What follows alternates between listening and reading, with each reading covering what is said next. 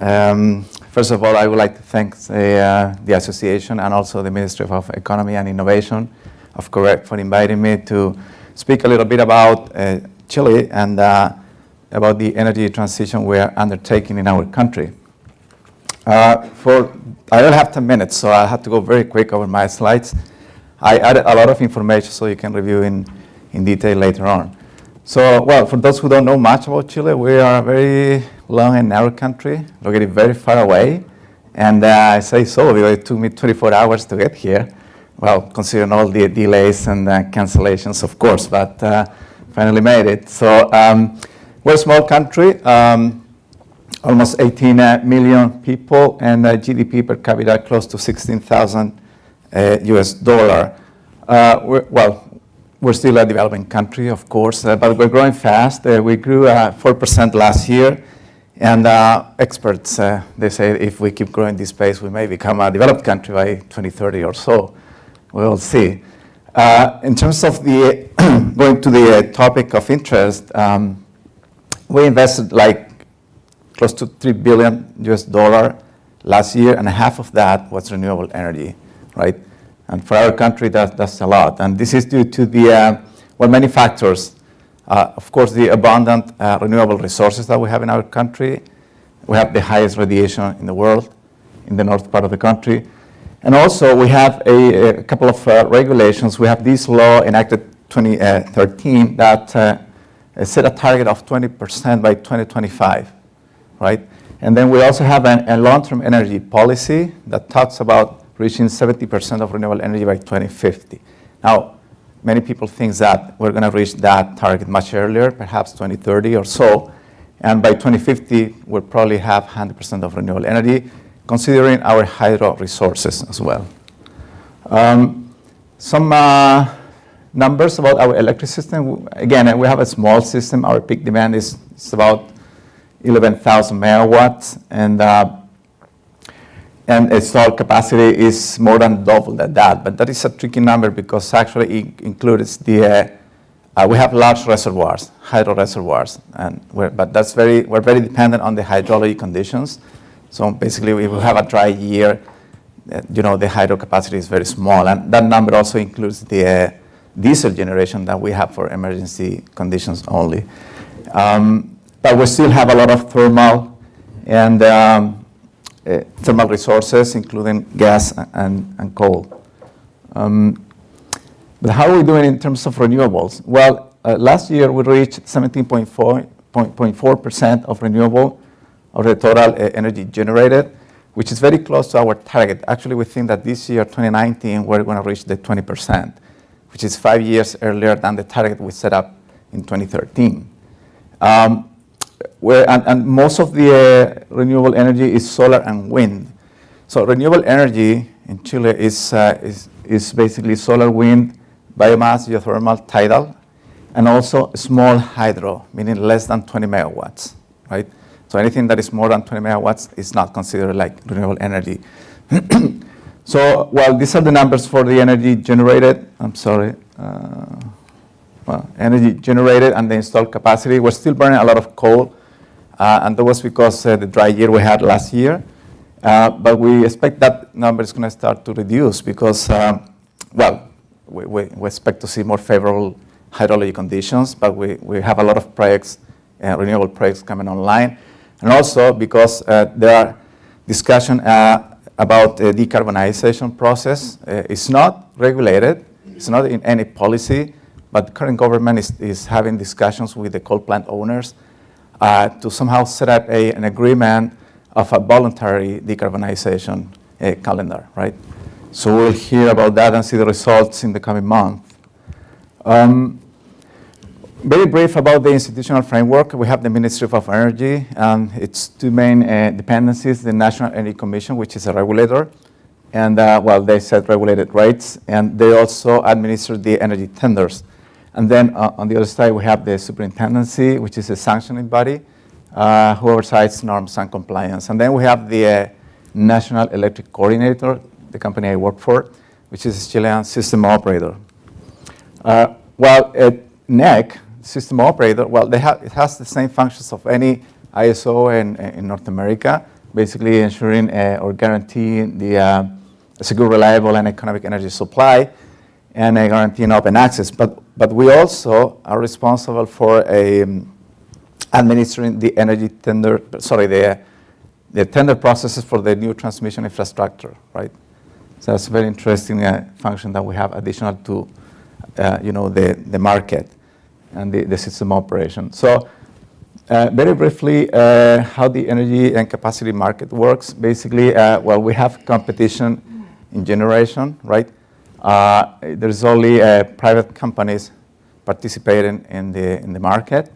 And generation companies, they can have long-term contracts with distribution utilities or with large customers, meaning above 500 kilowatts. And then the generator, they can also exchange energy in the spot market, the wholesale energy market, which is administered by the system operator. Now, the transactions in the wholesale market is done at LMP, the locational marginal pricing, which is calculated based on an economic dispatch, which considers the declared variable cost of the units. So we don't have a market type of an offer-based type of market like in the US or part of Europe.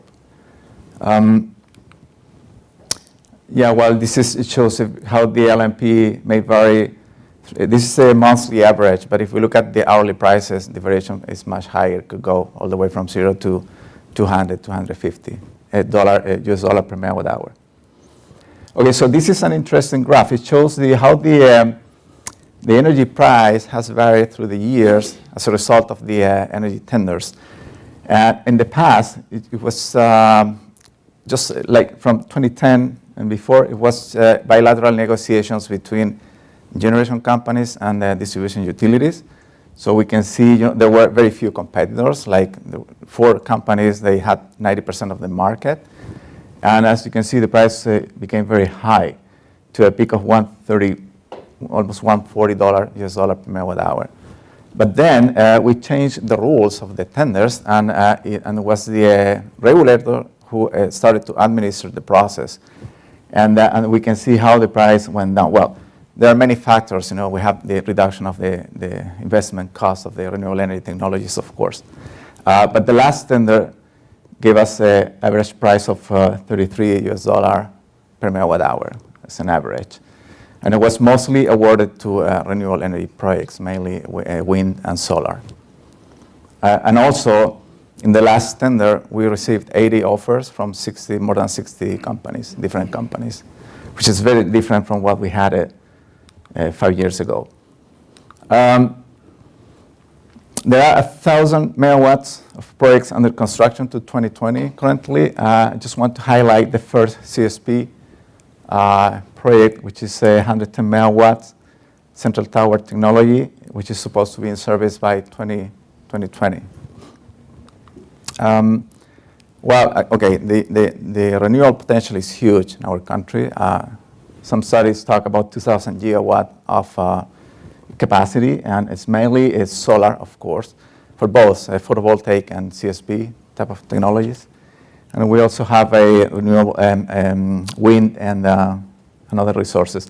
Okay, so these are it's a list of the main actors currently in our system. Very large, companies, global international companies, Acciona, Enel, San Edison, First Solar, and so on and so forth. You can look at this in detail. We have so far 5,000 megawatts of installed capacity on renewables, mainly wind and solar. Okay, I'm going to skip this one for now because I only have a couple of minutes. Of course, we do have challenges, but I guess are the same challenges that any country facing an energy transition is having, right? So, meaning how we deal with flexibility, how to implement suitable ancillary resources, ancillary services. Workforce for renewables is an issue as well, transmission congestion and so on. But we do have mitigation measures for all of them. And particularly with regards to permitting environmental, the government is taking a key role, somehow guiding new investors in the development stages of the projects. They set up a project management office, so it's been very useful. Okay, finally, in terms of investment opportunities, we see, of course, a lot of investment opportunities in the renewable generation sector with technologies like CSP. We're very interested in CSP because of the capability to store energy, which is very important for the flexibility. Also energy storage systems, batteries in any form, batteries, pump storage, and so on. Starting next year, we're going to have an auction-based ancillary service market, which is also very interesting for the market participants. And I didn't speak much about transmission, but we also have many opportunities for transmission developers and EPC contractors to enter our market because we have this international competitive bidding process for new projects and upgrades. And we're also having discussion with our networks to, potentially regional interconnections, which may, allow us to, increase competition in our market and also export our solar resources that we have in the north of the country. So this is what I have prepared. Thank you so much for your attention, and I'm happy to answer any questions you may have. Thank you. Essentially, what you need to know about my background, in addition to the introduction, is that as the Commissioner of the Department of Public Service, I am in charge of planning in Vermont, and also enforcement, and also rate regulation. And so I would say that I am your government representative from the United States for purposes of our presentation today. If you have questions about that, come see me. I understood that the theme of the conference would be greenhouse gas reduction and economic growth. And I see here also that your theme is oser exporter, which I understand to be dare to be exporters to other countries. And so I can tell you from Governor Scott in Vermont, you are most welcome to export to Vermont. You are our largest trading partner in Quebec, so thank you. And whether it's technology or power, we welcome both. It seems to me that to crack the puzzle of how we reduce greenhouse gases and at the same time further economic growth, there are three principal elements. Oh, I'm sorry here. Nope, we're getting way ahead of ourselves. Ah, miserable. Bear with me. There we go. Technology, collaboration, and affordability. Something that's important for folks who want to export to the United States to understand is that most of the 50 states, if not all of them, have some planning obligation for how their respective states are going to get their power in the coming decades. These are not identical, so there is no way to think, how do I export energy or technology to the United States? You need to be thinking, how do I do so in a particular state in the United States? Or how do I perhaps do so in a particular region? In some states, like my state of birth, California, you even have to think, how do I export these things to a city? So anyway, but for purposes of Vermont, we have this massive energy plan. It's about this thick, but it's got lots of pictures. And it was issued in 2016 before I took office. And I'm hoping that the next version of it will be issued after I leave office. Anyway, I highly recommend that you read it if you want to come to Vermont to do business. It's available at this website right here. And what it does is take a holistic approach to energy, specifically grid modernization and the ramping up of renewable energy. Many of you may know that Vermont has a goal of getting to 90% renewable by 2050. It's an ambitious goal, but I have to say I think there's a sincere commitment to that, and this plan lays it out. I think the highlight of this is that we want to achieve greenhouse gas reductions through renewable energy deployment and electrifying the transportation sector. Vermont has done a great deal to green its grid already, and we have a thriving renewable energy industry in Vermont as well. But where we need the most help, in my opinion, is the electrification of the transportation sector. And so that became the focus of my work when I took office in January of 2017. As my colleague was just noting, they have an interest in tractors, for instance, being electrified in Chile. We have the same sort of thing. That's a big opportunity and one that we can't jump on soon enough. This is the basic vision of what's spelled out in the Vermont Comprehensive Energy Plan. Again, this is just one example from 50 states. I would be willing to bet money that you can find 49 other versions of this. Not all states have the same vision. But this is Vermont's vision, and I apologize for the blurriness of the letters, but I'll try to walk it through very quickly. Here to the left, what you have is an energy resource. The green is the renewable energy, the brown is fossil fuels, and the vision is that over this 50-year time period, the reliance on fossil fuels will shrink, while the reliance on renewable energy, the green energy, will grow. In turn, the idea is that this energy is used in buildings and industry. Over time, the use of energy in buildings will shrink, as it will in industry as well, and in transportation, which is the blue. So that is a reflection of the premium that Vermont places on energy efficiency and making efficient use of energy. They're not the same thing. Energy efficiency is making sure that you use as little as possible and that you don't waste energy above all, which is something that our country has been very slow to understand. In Vermont, we've had a need to understand it because energy is hard for us to come by to begin with. We're at the very end of the sources of energy in the United States, and in fact, we import most of our hydro and our natural gas from Canada. So we've had to be smart about how we use energy, and we were an early leader in developing energy efficiency thinking and protocols and programs. But the efficient use of energy, I don't have to tell you, you probably know better than I do, is using as little energy as possible and using it well. And so this is the vision that we have here, that over time, industry and transportation will learn to do that. And the outgrowth of all this then becomes that we will have productive use of energy that grows over time, and that the waste of energy in the gray blocks will shrink. That's the vision. We all know that visions don't always become reality, but it's important in life to strive, which is why we have this very aggressive goal of 90 by 2050. I think in our country there may be one or two other states that at this point have gone for platinum and have said we want to be 100% renewable by a date certain, and I welcome that, but I'm happy that I'm not the commissioner responsible for making that happen. So if you go over to here, this is an overview of the industries in our states and the different energy sources for those industries, or better said, the work in these industries. What I think is important to note here is this underscores what I was saying about how the 50 states are not the same. So it's important for you to make inquiry into the market that you are looking to enter.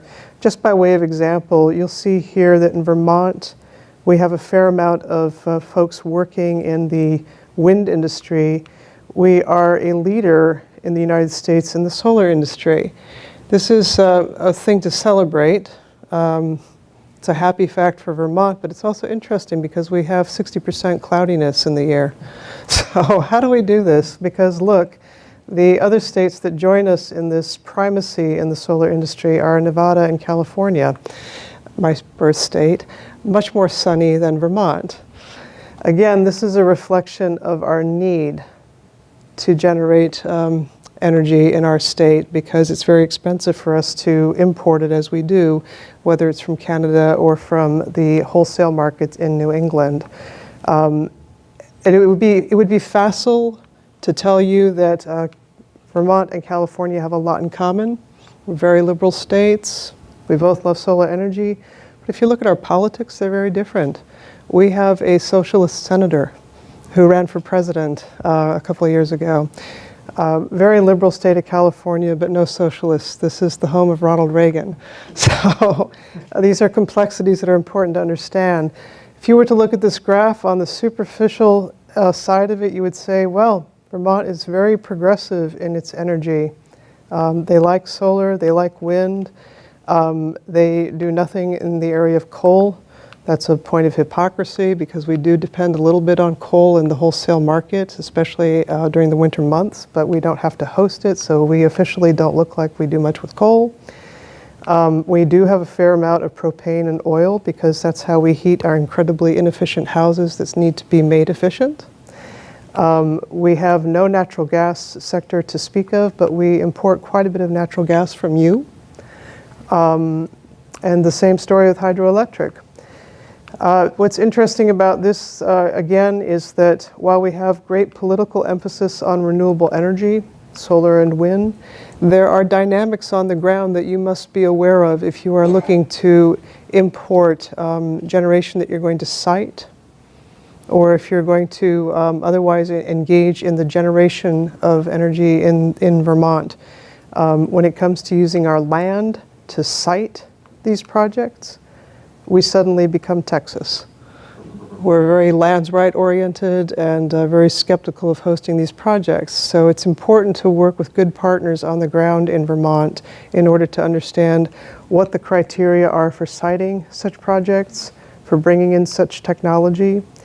It's not at all impossible. It has to be done right. And I'm the first person to tell you that if you try to do it any way but right, you are going to run into enormous difficulty in trying to get your project through. So it's not that it can't be done or that you should not oose to export, but rather oose to do it right. This is a graph that I have found very intriguing over the last year and a half as I've been trying to figure out how to electrify Vermont's transportation sector. This crosses into the second key of the puzzle of how to pair greenhouse gas reduction and economic growth. It's the role of technology. I'm sorry that this is not clear for you to see, but I encourage you to go online and to look at this chart because to me it makes a fascinating point. It shows you what has happened with the adoption of different kinds of technology over the last 100 years.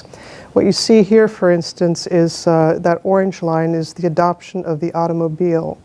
And it shows you that from about 1915 until about 2005, that's how long it took for cars to be adopted in the United States, at least, between the 80 to 100%.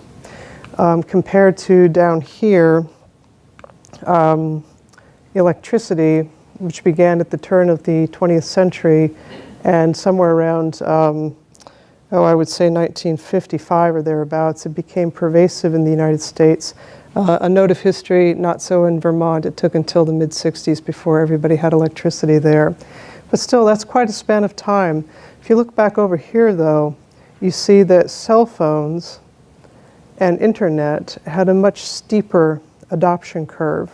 It took a decade, perhaps, for cell phones, smartphones, and the internet to become ubiquitous, something we cannot do without. And so my view is that as you come to export technology and the like, you need to be thinking about that. Is your technology fleet of foot? Is it something that is readily adoptable? Because that's where your market opportunity lies. This pretty much underscores the point that I just made. For folks who worry about whether greenhouse gas reduction initiatives are going to be costly for an economy or depress an economy, my counter would be anytime you are looking at introducing technology, and the depression of greenhouse gas necessarily depends on using new technologies, that's an economic opportunity. And so change becomes moving economic activity from one sector to another as opposed to losing economic activity. To underscore the point again, if you look at the adoption of what we call the landline telephone, your old Ma Bell, this line right here is the only one on this graph that is descending. That is the landline telephone. Over here you have the ascending line of the cell phone, and they cross over at that point. This is a good example of an old technology being replaced by a new technology, an old economic opportunity being replaced by a new economic opportunity, as opposed to the loss of economic opportunity owing to change. This leads me to my next point. What I'm noticing in the United States is that it's mostly through collaboration that we are achieving good policy that will lead to the reduction of greenhouse gases and economic growth. Right here, what you have are two studies that were authored by the National Governors Association last year, and I underscore that point because, as you well know, in the United States we are experiencing a lot of political turmoil right now. It's uncommon in our history and our culture. But even as we experience that, our National Governors Associations, the governors from all 50 states, are working together and coming up with bipartisan policy. These two studies were very interesting to me because one is very thorough about energy innovation, and I recommend that to anybody who's thinking about exporting anything to the United States that's related to energy, and also an equally thorough study about transportation. It's two seemingly separate topics, and yet they're not at all separate because both have a role to play in the reduction of greenhouse gases. What was interesting to me on these two studies was that if you look here, we have the symbol of the internet, and over here we have somebody holding a cell phone. Both of these studies emphasize the role that broadband has to play in the convergence of our policy on energy, renewable energy deployment, and electrification of transportation, the purpose of which almost fundamentally is greenhouse gas reduction. So here, as you see, we have a link where you can get to the study, and here as well another one. As a third key that I've been talking about here is collaboration. This is a matrix that makes very clear the many different levels on which actors can collaborate in order to enhance or develop our policy on reducing greenhouse gas reduction. It's very important to familiarize yourselves with this. You don't have to do it all at once, so don't be scared. But when you look at this graph right here, this is about the federal government. In this column, you have to think there are 50 versions of this in all 50 states, and they're different, so it's important to get to know them. But what this represents is how all of these actors from the federal government, the state government, local government, the private sector, and nonprofit organizations can work together on greenhouse gas reduction and economic growth. An interesting omission to me in this graph is there's nothing about the Federal Communications Agency, and also this graph fails to note the role of nonprofit organizations in transformation, for instance, in energy right here. We have the Federal Energy Regulatory Commission. We have the home for my agency right here at the state level. We have over here industry. It would be the utilities and the like. But we also have a group that I think is your sibling it's called REV, Renewable Energy Vermont, very similar to Aquiper. And REV and the representatives of REV play a great role in our energy policy, but this graph does not seem to note that. I think the most important aspect of this collaborative process here is recognizing the power to convene working groups of stakeholders to develop good policy, which in turn can develop good trade opportunities. I would not be shy about trying to involve myself in this as folks outside the United States who are trying to come in. There's ample opportunity for you to work with people in Renewable Energy Vermont, for instance, in order to collaborate and develop policies. Just by way of example, again, it's very tempting to think that what is going on in Washington, D.C. right now is representative of what is going on in the United States. But there are 50 states, and what I'm learning through this epoch is that when the federal government is distracted to the point of dysfunction, the work and the progress falls to the states. The governor for whom I work, for instance, convened a group last summer that is directed at climate action. And he drew together a very comprehensive group of organizations and state agencies and the like. So you would see almost every box here represented in Governor Scott's Climate Action Commission. You can find this executive order in which Governor Scott explained why he did this online. This is the report that the group in turn issued last summer. I was part of that group. That's very comprehensive, and if you were interested in how to find economic opportunities for export in renewable energy in Vermont, this would be an excellent starting point for you. And last but not least, a note about affordability, and then I am done. I saw your signs. This is obvious to the point of being almost banal, but that would appear to be my job, is to point out things that sometimes are banal. If what you are doing in the end is not affordable, then the momentum behind it is lost. And this is something I'm observing in renewable energy policy. It's so important to design the policy so that you bring everybody with you, not just the people who really truly believe it with all their hearts.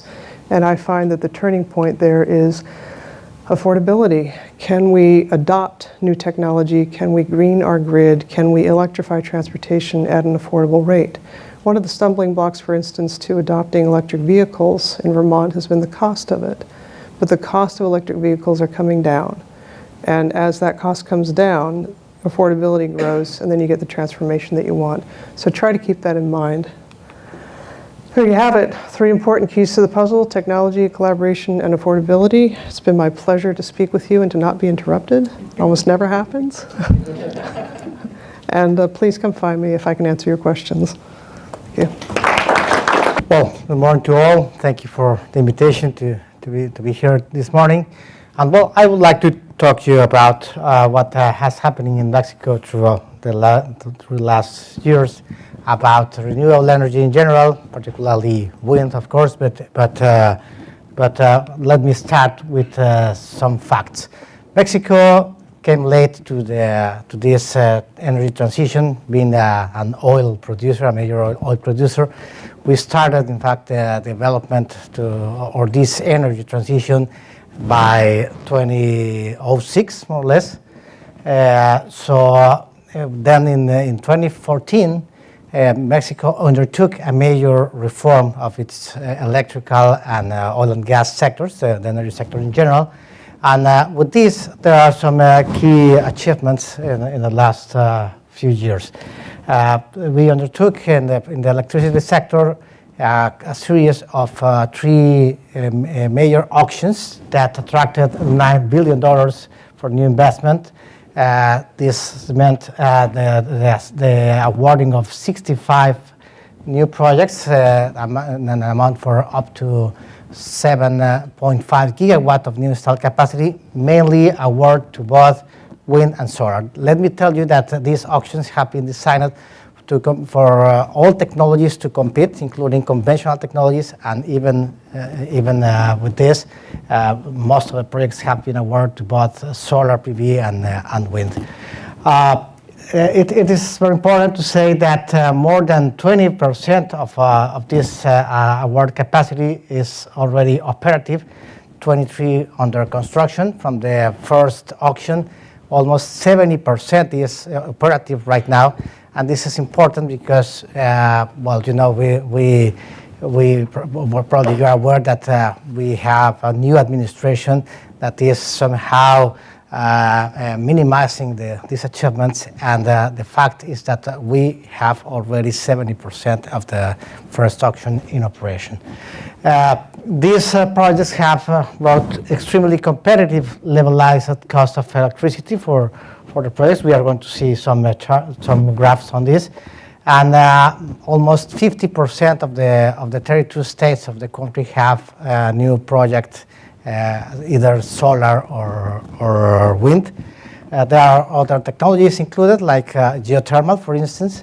And it's important to say that Mexico has established a 35% target for 2024 for clean energy technologies to be generating the actual electricity of Mexico. We are practically in line to achieve that target if we keep this path that we have been seeing in the last few years. A new wholesale market was established, is in operation, and well, we have this long-term visibility of targets and the pipeline of projects that enable the opportunity to increase significantly local manufacturing for all these sectors. Let me talk a little more in detail about the auctions. As I said, there have been three. Well, I have said that they attracted almost $9 billion of investment, more than 7.5 gigawatt of installed capacity. And you can see in this chart, in orange, the amount of capacity award to solar, and in blue, what has been awarded to wind. A fourth auction was scheduled or was supposed to be awarded last December. Regrettably, it was postponed, and last week it was canceled. I want to be very, very clear on this. It has been canceled, but well, the new administration is reviewing the process itself, and it's likely that it will be reestablished, or well, a new auction will be called in the coming few months. That's our hope. We are working on that. We are providing all these facts to the new administration to understand that well, what all this has bringing. There is some confusion about the figures on what is really operative, and unfortunately, well, there are facts that as clear as those that I am talking about. Let me talk about the levelized cost of energy, because this is really impressive. In the first auction, the average of for solar PV, the average cost of electricity was $45 per megawatt hour. In the third auction, it was 20.78. Compare this with the latest combined cycle that has been awarded in Mexico. It was awarded at about 35 or 37, about $37 per megawatt hour. Look what we achieved with the solar PV in the third auction, and the same can say to wind, where the average was $18.68 per megawatt hour for wind technology, but the lowest bid was $17.7 per megawatt hour. So this has obviously established low world records, and most of those projects, particularly from the first and second auctions, have been already from the first, as I said, 70% is operative. From the second, 20% is operative, and 50% under construction. There are some delays. That's true, particularly in the first auction. But that's normal for what was the first process. But we are seeing that all those projects are solving their problems, and we really expect them to come on stream soon. For the future, what we expect with this 35% target for 2024, we have to be very proactive in developing these new projects. We have a large pipeline of both solar and wind projects I will show in a moment. But the long-term planning from the Energy Ministry has estimated that we will need 65 gigawatt of new installed capacity throughout the coming 15 years, from 20 to 2032.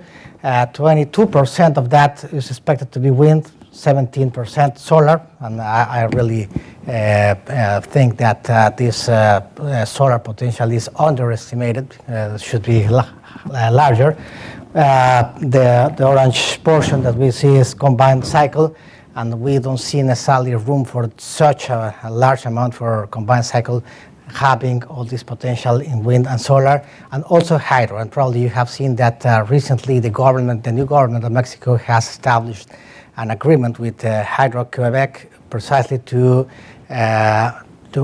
revamp some ancient or old hydro facilities, 60 plants that will be refurbished, and with all this, we really believe that we will achieve this 35% target. In addition to that, and this is very important, and it's like what has been happening everywhere in the world, we have to invest in transmission. We are facing some constraints in very critical transmission lines, and we have to build new capacity or reinforce some existing lines. And the opportunity is also very big. We estimate that almost 2,000 kilometers of new transmission lines are required. That will imply investments in the order of 9.2 billion, as well as in distribution, but where we expect 7.3 billion of new investment. Talking specifically about the potential on wind, we ended 2018 with 5 gigawatt of installed capacity, with projects across all the country, particularly the south and the northeast are those that are showing the main growth, and we'll do so in the coming years. For this year, we expect to incorporate almost 1.3 gigawatt of new installed capacity in this 2019. But for 2024, we expect to achieve almost 15 gigawatt of installed capacity, meaning that we have the potential with already identified and in process projects to threefold what we had at the close of 2018.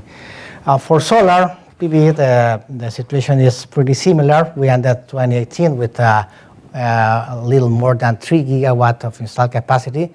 Let me tell you that Mexico is a country where no where there had not been any incentives such as a feed-in tariff or direct subsidies, so the projects are competitive by themselves with the prices what we have seen. And we ended with 3 gigawatts in 2018. We expect to 4 or 5-fold this installed capacity. So we also be in that range of 15 gigawatt by 2024.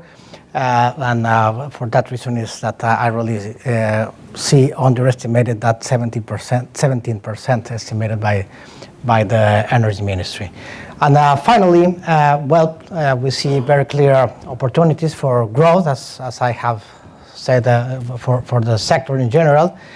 We have a strong regulatory framework. Yes, it is under discussion right now, and we have a new government that is very nationalist, but at the same time, we don't have, even the new government has no money for everything. And let me tell you that 50% of the generation, the current generation in Mexico is in private, is generated by private companies, and 99% of the investment in renewables has been fueled by private companies. So we expect this to continue, probably establishing now some additional partnerships with the national utility. But this, of course, will bring opportunities for local manufacturing, for international cooperation with some large partners, as we have now from different countries. We really believe that these long-term auctions will be again enabled in the coming months. I see that I have been talking with some people here in Canada, particularly here in Quebec, about this possibility of investing and developing manufacturing capabilities in the country. So obviously we also have big challenges in transmission, as I said. Without that, some of the regions with the highest potential not be able to grow as we expect. But we have to work together to provide this information, these facts to our current administration, and try to demonstrate that this is. So that's essentially what I would like to tell you this morning. Thank you very much, and we'll be open to questions throughout the day. Thank you very much.